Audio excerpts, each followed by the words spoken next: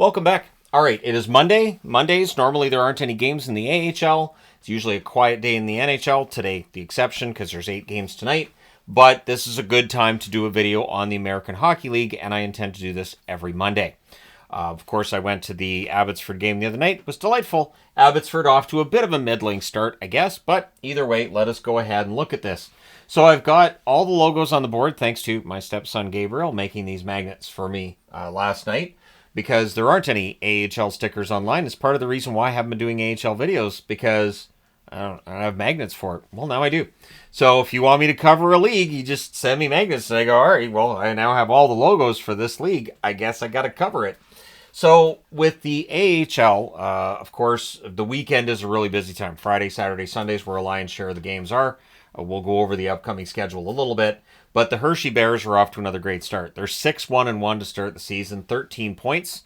That, of course, is Washington's farm team. The Charlotte Checkers are 5-1. They have 10 points. That's Florida's farm team. The Wilkes-Barre Penguins are 4-2, 8 points. Clearly the Pittsburgh farm team. And I'm going to have all of them labeled on this video. I won't be labeling them necessarily going forward, as it gets a bit repetitive. The Hartford Wolfpack 3-2-1, 7 points. That's the Rangers farm team. The Springfield Falcons 3-5, 6 points. That's St. Louis's farm team. The Providence Bruins 2-4 for 4 points. That, of course, Boston's farm team. The Lehigh Valley Phantoms 1-3-1-1. That fourth column means shootout losses. They differentiate between overtime losses and shootout losses. That's 4 points. That, of course, being Philadelphia's farm team. And rounding things out, Bridgeport, 1-5-1 for the Bridgeport Islanders, 3 points. Of course, the New York Islanders farm team with that kind of boring B logo, but they wear the fisherman, so fine with that. They wear the fisherman. The North Division's led by Toronto. The Toronto Marlies are 6-0-0-1, so one shootout loss there, 13 points. And of course, that is the Maple Leafs farm team. The Laval Rocket, 5-1, 10 points. That's Montreal's farm team. The Syracuse Crunch, 4-3, 8 points. That's Tampa Bay's farm team. The Belleville Senators, 3-1-0-2, 8 points. Ottawa's farm team there. The Rochester Americans are 3-3, 6 points. That's been Buffalo's farm team as long as I can remember. I think Rochester and Buffalo, those two go together. I swear it dates back to when I started watching hockey. It feels like it anyways, or further back. The Cleveland Monsters, 2-3-0-1, 5 points. That's Columbus's farm team, of course. The Utica Comets, 0-6. That's New Jersey's farm team. They're looking to figure things out. We go to the Central. The Milwaukee Admirals leading the way there, 6-1, 12 points. That's Nashville's farm team. The Griffins out of Grand Rapids, 6-1 as well. That's Detroit's farm team with 12 points. The Texas Stars, 5-1 for 10 points. That, of course, is Dallas's farm team. The Manitoba Moose, 3-3 for 6 points. That's Winnipeg's farm team. The Rockford Ice Hogs, 2-3, 4 points for Chicago's farm team.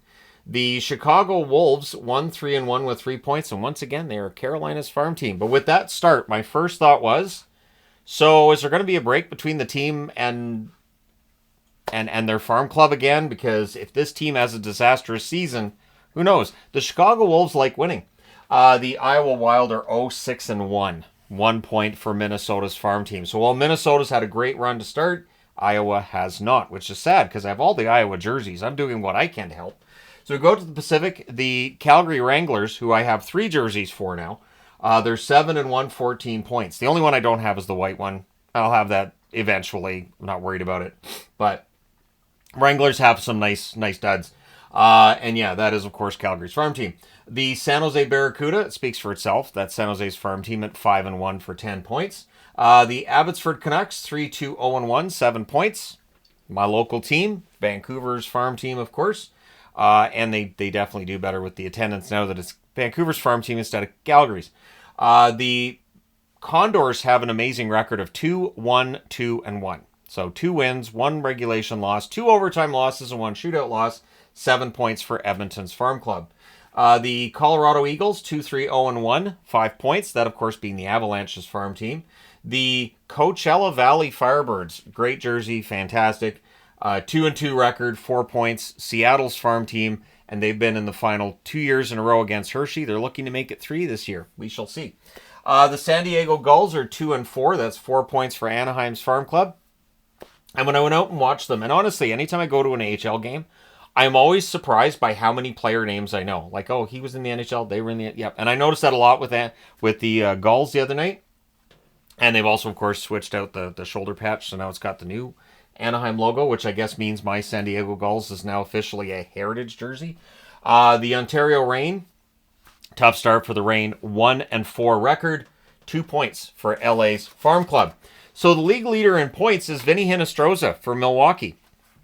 That bodes well for him in the case that Nashville needs to make some sort of a call-up. Hinostroza should be atop the list. In 7 games, he has 4 goals, 7 assists, 11 points. Cairns for the Calgary Wranglers is second. 8 games, 8 goals, 2 assists, 10 points. Miroshnichenko for Hershey. He's on a bit of a heater.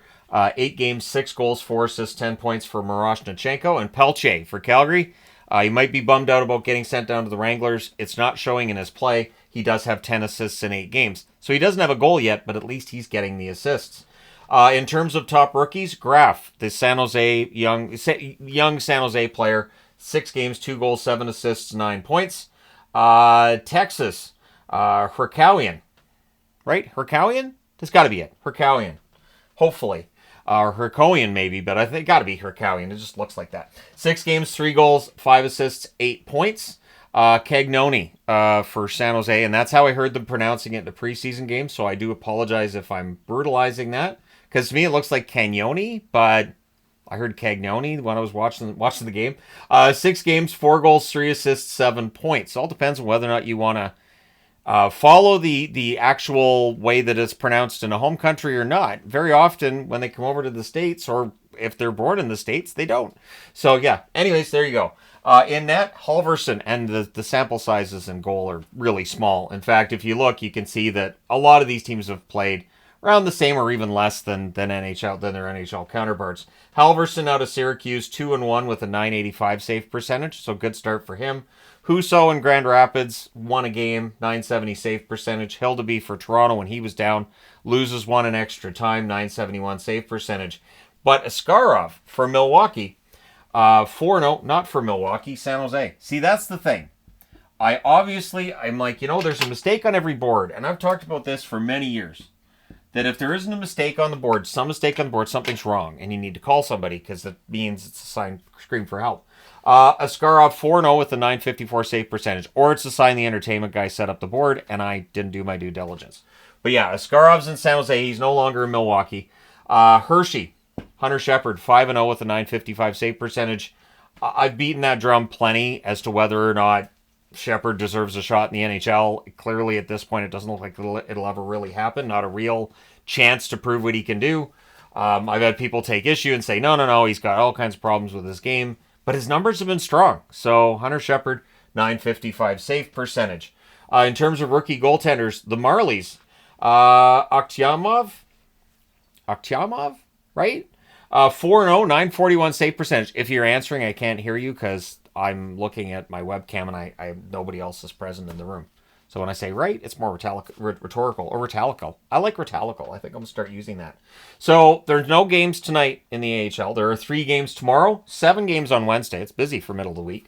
1 game on Halloween night, which is Thursday. I wish the NHL did that. There are 7 games on Halloween night this year. So while I would love to go out with my wife and our daughter, there's 7 games that night. So I do watch hockey in that case. On Friday, the AHL, you have 9 games. Saturday, 14 games. Just imagine if I was trying to follow the AHL like the NHL, I'd have to clone. And then it'd have to be a clone of me as I am now, and then I'd have to not argue with myself, which guaranteed that's going to happen. It's going to be, I don't want to watch that, you watch it. I don't want to watch that, you watch it. I'm the real hockey guy. No, you're not. I am. So it'd be like Homer Simpson pretty quick, and you'd have to run me off a cliff.